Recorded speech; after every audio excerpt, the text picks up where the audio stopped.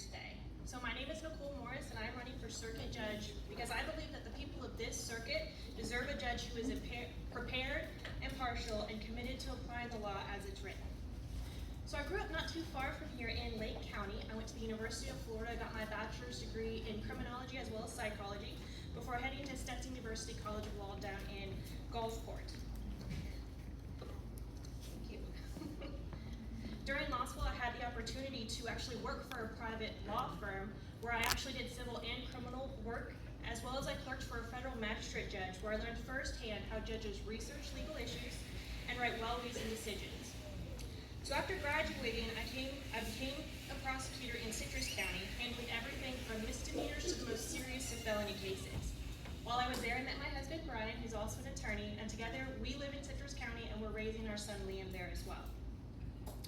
So after a little over 5 years at the state, I decided it was time to leave to get a broader perspective of our justice system and the different people who come to our courts every day. So I went and I joined the public defender's office, and today I actually serve as the chief assistant public defender in Citrus County. And what I do in that role is not only do I have my own docket, but I also supervise and manage 6 other attorneys, as well as help oversee the day-to-day operations of the office. I spent my career almost entirely in the courtroom, trying difficult and serious cases, arguing complex legal issues, mentoring other lawyers, and making decisions that affect people's lives. Those experiences have taught me that no matter what type of case comes before the court, whether it's criminal or civil, being an effective judge requires careful preparation, sound judgment, and an unwavering commitment to the law. People who walk into a courtroom deserve to have a judge who listens to them, treats them with respect and dignity, and makes a decision based on the law and the facts. And that's the kind of judge I have spent my entire career preparing to become. And that's also why my judicial philosophy is rooted in judicial restraint. Judges do not make the law, nor do they rewrite it. A judge's duty is to faithfully apply the Constitution and the law as it is written, regardless of whether the outcome is popular or preferred. That commitment to fairness, integrity, and judicial restraint is exactly how I intend to serve as judge. If elected to serve as your next circuit judge, I will come to court prepared every day, be impartial, and be committed to applying the Constitution and the law of the state of Florida as written. Thank you. Thank you. Now, the first question. Where do you usually fall on the maximum to minimum sentencing continuum? So I don't know if you guys know this, but the Florida Judicial canons state that I can't actually answer that question. So I can tell you that I will follow the law, I will listen to each side and make the determination of what is appropriate, holding people accountable for what they're doing, but also listening to each side. And question number 2, as AI and digital evidence become increasingly common in courtrooms, what challenges and opportunities do you foresee, and how do you plan to incorporate emerging technology into your courtroom? So AI has become super prevalent in basically everywhere. It's something that I have to talk to my attorneys about regularly because we can't just plug in facts into an AI system and have them generate your opening, your closing, your legal arguments. We still have to have the legal knowledge to understand what's going on with our cases and to interpret the law as we have it. Technology is very big. We have people and witnesses who travel all over the place. I'm absolutely incorporating that into use in the courtroom. I believe the Supreme Court just, the Florida Supreme Court sent down an administrative order encouraging all judges to use electronics like Zoom so that we can absolutely make sure that everyone can come before the court. Thank you. And question number 3, name a challenge that you have overcome that will enable you to relate to people during their most difficult time. So I don't know if you guys know this, but public defenders don't get to choose their cases. We get assigned to basically everyone. It doesn't matter what they've done. It doesn't matter whether you like them. It doesn't matter whether you dislike them. I think one of the biggest challenges I have overcome is understanding that I can represent people who have committed just really awful things, and I still have to do my job, and I still have to advocate for them zealously, and I still have to make sure that all their constitutional rights have been protected. That is something that throughout my career I've had to do, and it's also something I think that will help me become a judge, because judges sit here and are impartial, and they cannot take into account whether they like or dislike someone. They just have to follow the law. Thank you. And now your 2-minute closing statement. All right, again, thank you guys so much for being here today. I really appreciate it and having you listen to me. If you did not get a palm card, or you want to know more information, they're in the back, so please go ahead and do your research. Like someone said before me, whether you like me, don't like me, plan to vote for me, or don't, please come out and exercise your right. It's why we're here. We want you guys to vote for people. You know, for judges, experience certainly matters, but that's not the only part of the equation. The length of time is not the only thing that matters in a judicial race.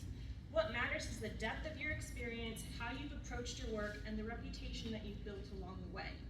Because confidence in our court system begins with confidence in the judge. And that confidence isn't earned by the number of years you've been practicing law. It's earned by the preparation that you do, sound judgment, and the way you approach the practice of law every single day. Because the reality is that no judge begins the job having practiced every area of law. So, and regardless of who wins this election, the next judge will encounter areas of law that they've never experienced before, that they haven't personally practiced. Laws change every day. Legal precedent evolves. The responsibility of the judge is not to already know every answer when they take the bench. It's the ability to prepare thoroughly, be able to research the law, listen carefully to the parties before the court, and faithfully apply the law to the facts. And that's exactly how I've approached my entire career. I've never assumed that I know every answer, but I know where to find it, and I'm willing to put in the work to find it. At the end of the day, this election isn't about choosing the lawyer with the longest resume. It's about choosing the person you trust to take the bench and faithfully apply the law. If elected, I promise to come to court every day prepared, impartial, and committed to applying the Constitution and the laws of the state of Florida as they are written. Thank you guys so much for having me here today, and I'd be honored to earn your trust, your support, and your vote on August 18th.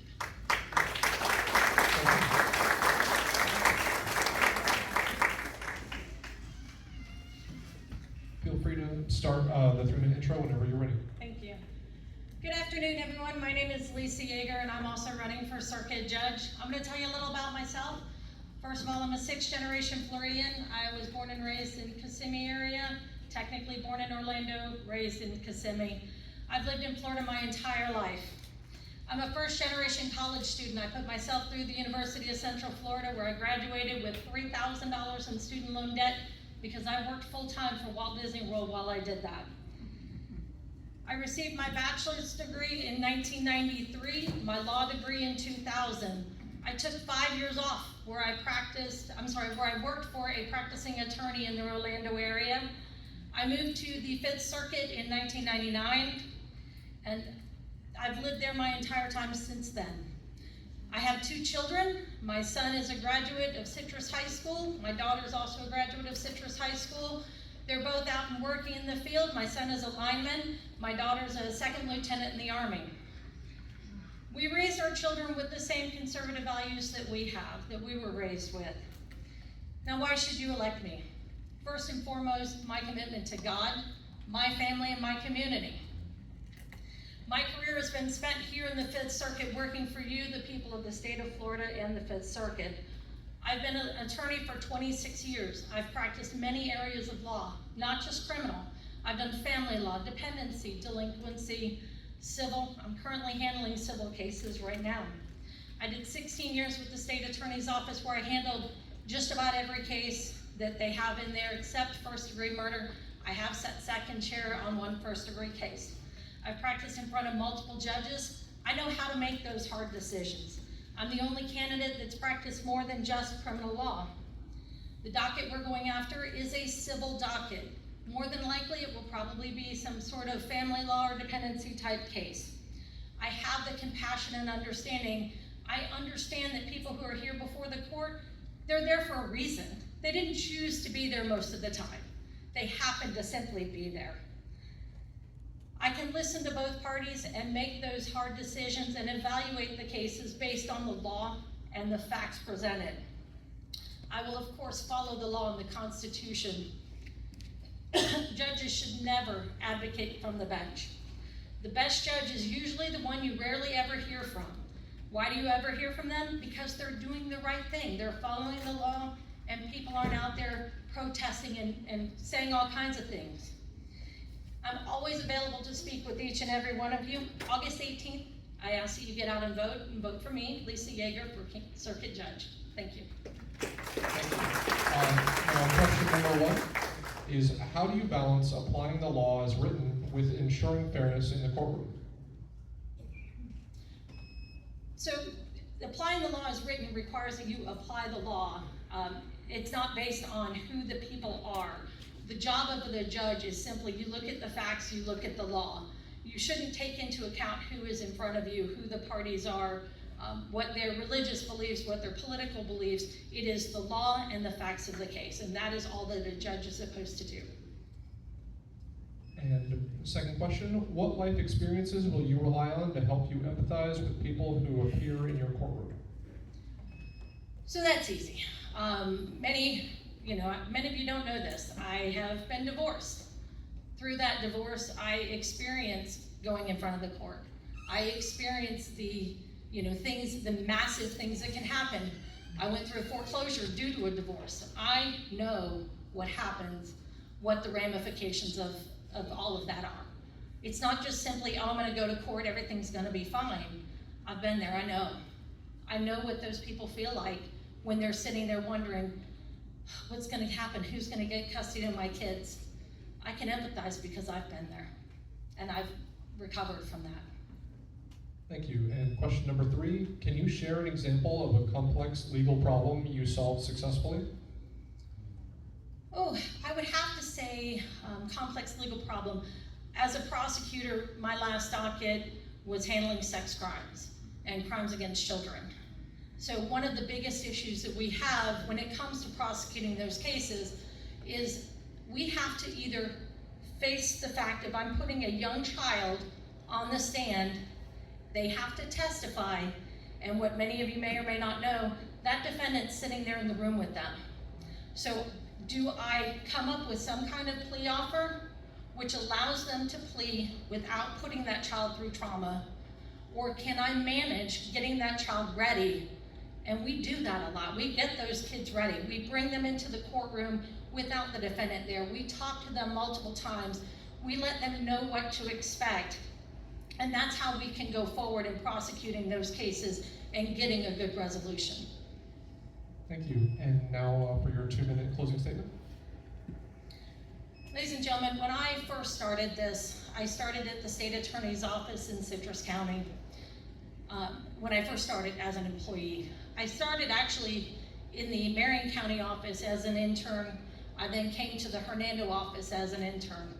And then I was hired on and I was moved back to the Citrus office.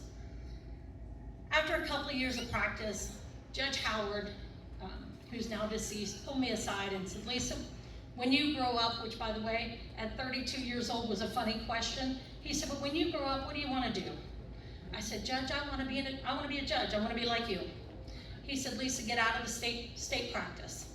He said, you need to get out into the real world, own your own law firm, practice civil work. You need to know what it's like. You need to know what a solo practitioner goes through. You need to experience that. As a state employee, I had no idea what he was talking about.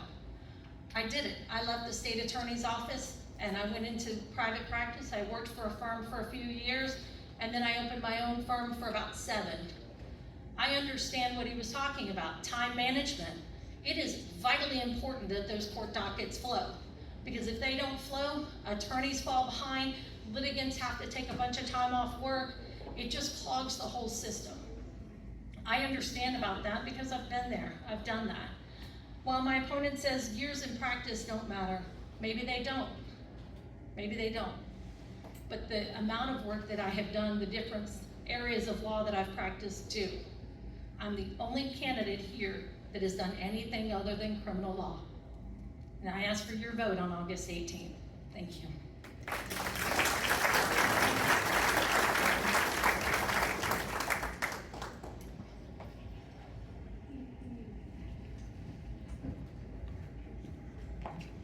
And next up, we'll have the State Representative District 52 race. Ms. Pamela Bivens, if you could come up.